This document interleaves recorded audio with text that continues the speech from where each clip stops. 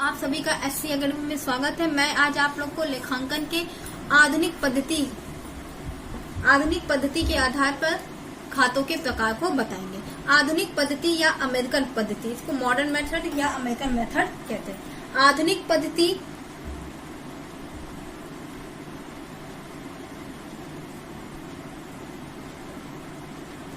या अमेरिकन पद्धति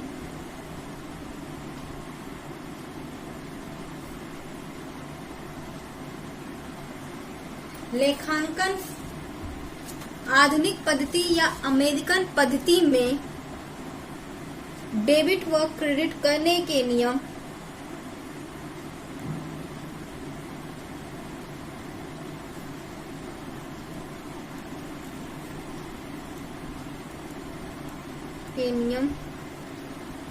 लेखांकन समीकरण पर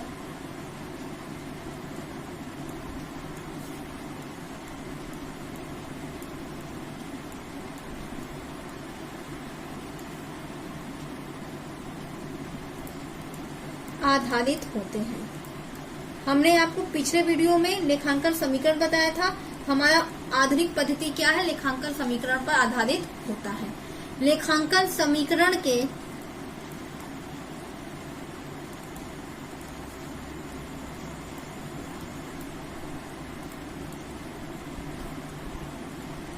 तीन मूल तत्व होते हैं।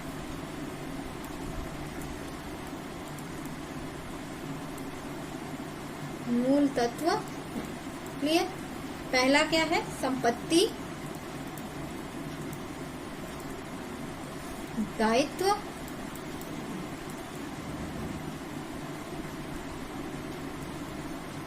एवं पूंजी। ठीक। अब है आधुनिक पद्धति से खातों के प्रकार 5 प्रकार के होते हैं। आधुनिक पद्धति द्वारा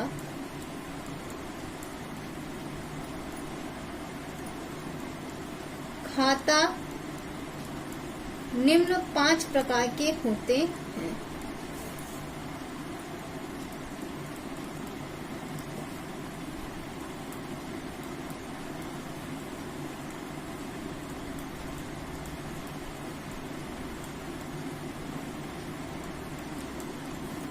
हमारे खातों का वर्ग, खाता का वर्ग। ओके दोस्तों,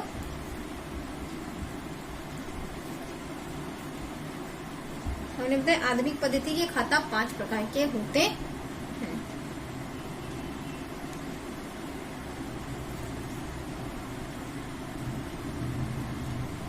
सबसे पहला होता है हमारा संपत्ति खाता, इसे बोलते हैं एसेट्स अकाउंट। दूसरा होता है हमारा दायित्व खाता,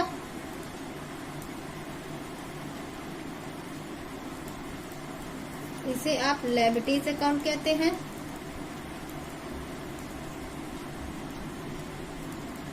तीसरा हमारा पूंजी खाता होता है, इसे हम कैपिटल अकाउंट कहते हैं। चौथा हमारा आगम खाता होता है, इसे रेवेन्यू अकाउंट कहते हैं।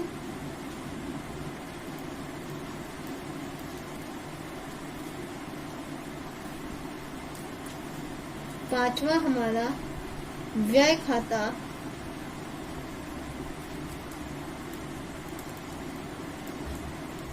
इसे एक्सपेंस अकाउंट कहते हैं।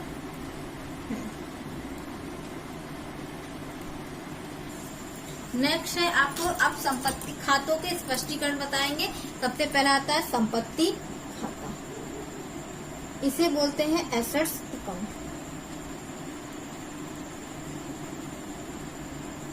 ओके दोस्तों, यह हमारे व्यवसाय के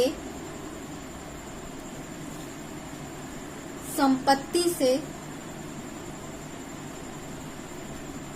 संबंधित होती है।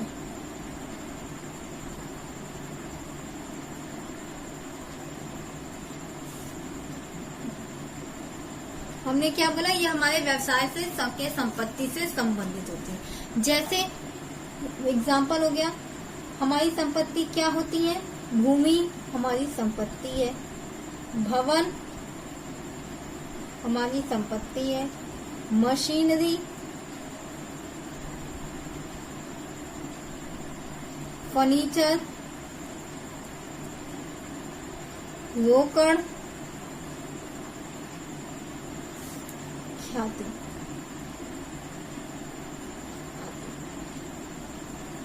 ओके दोस्तों, यानी कि हमारे जो फर्म में व्यवसाय के संचालन से संबंधित होते हैं उसे क्या नाम, व्यवसाय से संबंधित होती है। जो हमारे व्यवसाय से संबंधित होती है उसे हम संपत्ति कहते हैं। इसमें भूमि, भवन, मशीनरी, फर्नीचर, रोकड़, ख्याति आता है। ये संपत्ति चल, अचल, कृत्रिम हो, चाहे किस भी रूप में हो, हम उसे संपत्ति मानते हैं। अब आते हैं नियम की बारी आती है। नियम क्या कहता है, संपत्ति में वृद्धि को डेबिट करते हैं, संपत्ति में कमी को क्रेडिट करते हैं। ओके दोस्तों, अब आते हैं, यानी कि संपत्ति अगर हम खरीदेंगे तो हमारी संपत्ति बढ़ेगी तो हमारा वो डेबिट हो जाएगा। यदि संपत्ति को बेचेंगे या किसी भी कारणवश से उसके मूल्य में कमी होती है उसको हम क्रेडिट कर देते हैं। दूसरा खाता होता है दायित्व खाता, इसे लायबिलिटीज अकाउंट कहते हैं। यह खाता क्या है, जो व्यवसाय के स्वामी के अतिरिक्त किसी भी अन्य पक्ष को दे धनराशि होती है। व्यवसाय के स्वामी के अतिरिक्त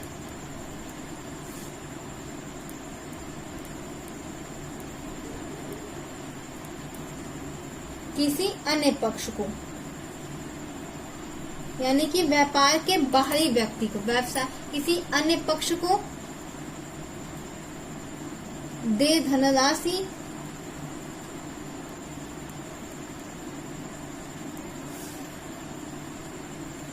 जैसे बाहरी व्यक्ति में क्या जाएगा, लेनदार। लेनदार वो व्यक्ति होता है जिससे हम उधार रुपए लिए रहते हैं या उधार माल खरीदते हैं। दूसरा है देय विपत्र, जब हम उधार माल खरीदते हैं तो व्यापारी विक्रेता होता है, एक विपत्र लिखवाता है, हम स्वीकार कर लेते हैं, उस विपत्र का पैसा हमें भुगतान करना होता है, वो विपत्र हमारे लिए देय विपत्र होता है। ऋण, अगर हम किसी भी संस्था फर्म से उधार लिए हैं वो लोन हो गया। अदत्त व्यय, ठीक है, यानी कि वह व्यय जिनका भुगतान करना बाकी होता है वो अदत्त व्यय कहलाता है। अनुपार्जित आय, जिसको पहले से तो अर्जित तो कर दिए पर सेवा नहीं दी, ये सब हमारे क्या होते हैं, दायित्व। ओके दोस्तों, अब आते हैं तीसरे, अब इनके नियम पे आते हैं। ये संपत्ति खाते का बिल्कुल विपरीत नियम होता है। दायित्व में कमी को डेबिट करते हैं, दायित्व में वृद्धि को हम क्रेडिट करते हैं। ओके दोस्तों, अब आता है तीसरा खाता, हमारा पूंजी खाता होता है। इसे कैपिटल अकाउंट कहते हैं। तीसरा खाता क्या होता है, पूंजी खाता। ये खाता किससे संबंधित है, पूंजी खाता हमारे व्यापार के मालिक से संबंधित होता है, यानी कि स्वामी से। यह व्यवसाय के स्वामी से संबंधित होता है।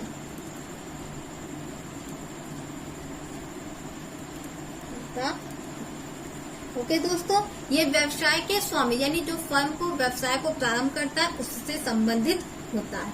ठीक है, आपको एक बात बता दें, पूंजी में वृद्धि होती है। जब फर्म को लाभ होता है तो वो हमारे पूंजी में वृद्धि करता है। जब फर्म को हानि होती है तो हमारे फर्म क्या नाम पूंजी में कमी होती है। पहली बात हो गई।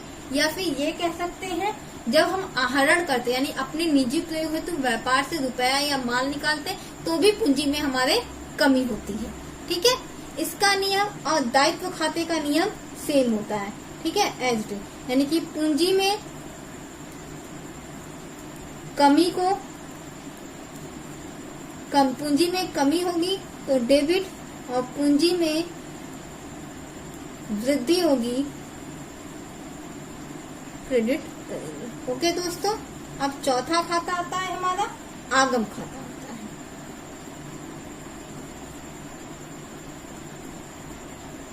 इसे हम रेवेन्यू अकाउंट के नाम से जानते हैं, हमने आपको पीछे बताया। ये होता है रेवेन्यू।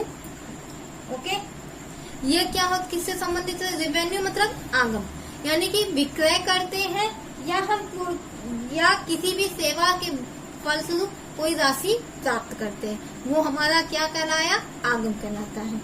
ठीक है, यह विक्रय व प्रदत्त सेवा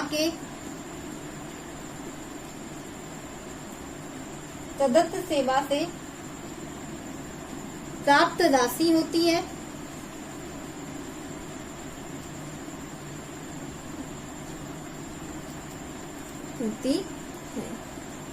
ठीक है, यह विक्रय व प्रदत्त सेवा से हमें राशि प्राप्त होती है। जैसे विक्रय हो गया, किराया प्राप्त,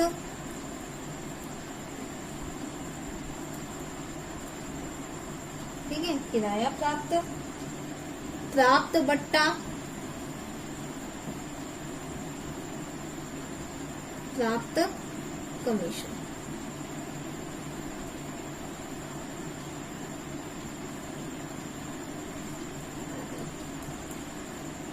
ठीक, अब नियम की बात करते हैं। देखिए, ये नियम पूंजी खाते की तरह ही होता है। इसे क्या कहते हैं? आय और लाभ में कमी होगी, डेबिट, आय / लाभ में वृद्धि होगी तो क्रेडिट करेंगे। आय और लाभ में कमी होगी तो उसे डेबिट कर देंगे, आय और लाभ में वृद्धि होगी तो उसे क्रेडिट करेंगे। अब हमारा पांचवा खाता होता है व्यय खाता। ओके दोस्तों, ये इसे एक्सपेंसेस अकाउंट कहते हैं।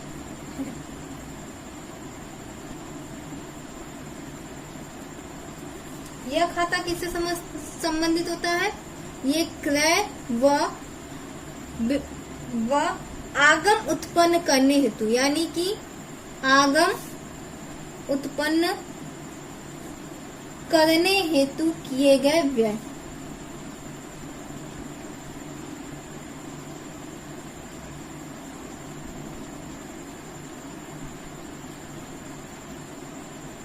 ठीक है, ये व्यय खाता किसे कहते हैं? क्रय व आगम उत्पन्न करने हेतु किए गए व्यय को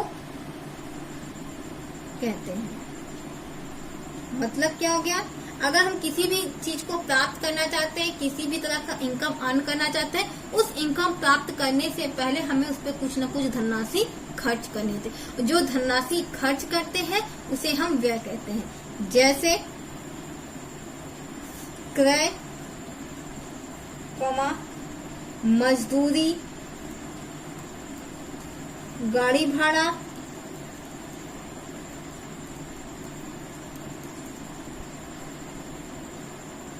हराश। जब हम किसी संपत्ति का निरंतर प्रयोग करेंगे तो उसके मूल्य में कमी होगी। अशुद्ध ऋण आदि। अब नियम की बात कर लेते हैं। ठीक है, इसका नियम क्या है? व्यय व हानि में वृद्धि होगी,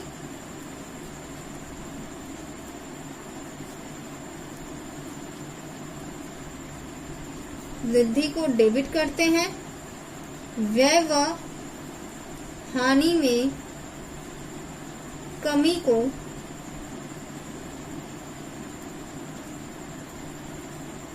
व्यय व हानि में वृद्धि होगी तो डेबिट, व्यय व हानि में कमी होगी तो उसे क्रेडिट करते हैं। ओके दोस्तों, आज के लिए बस इतना ही। मिलते हैं नेक्स्ट वीडियो में एंड थैंक यू। ओके दोस्तों।